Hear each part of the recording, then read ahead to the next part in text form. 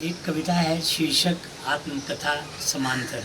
2 भागों में है। पहला भाग, ये मेरी कविता मेरे मित्र शैलेश सिंह के लिए मैंने लिखी थी।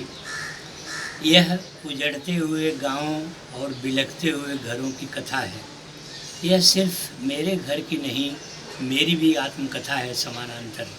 बात तब की है जब चहकते रहते थे बच्चे, गायें रभाती रहती थी और भैंसें भर देती थी फेनिल दूध से बाल्टियाँ। बैलों की जोड़ियाँ गनगनाती रहती थीं घंटियाँ। एक पूरा कुनबा लगा रहता था दिनचर्या में। गोदाम भरे रहते थे अनाजों से और दालान मेहमानों से। मोहल्ले में रोबदाब रहा करता था बकरी का। बकरी जो सिर्फ घर नहीं हुआ करती थी, जान थी पुरखों पुरनियों की। ओरी तर छाती थी चिड़ियाएँ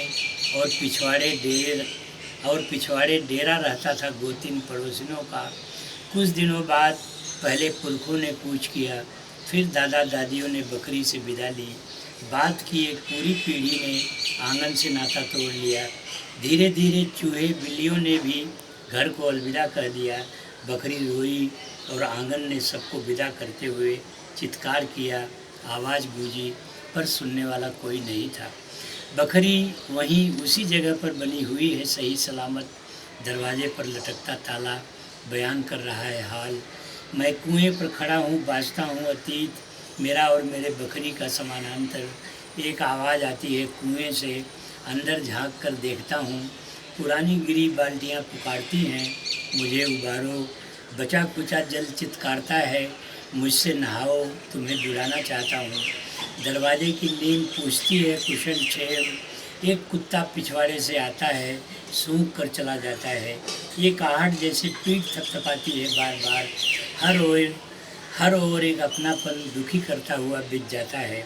मैं खोया हुआ आंखों में देखता हूँ पिता को। माँ को गुड़ शरबत देते हुए देखता हूँ किलकारी भरते बच्चों को, उलाहना देती गोतनियों को। पूछता हूँ सबका हाल।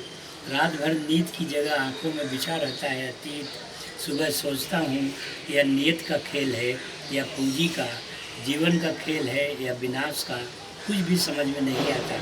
कई सवाल चारों ओर से व्यथित करते हैं मन को।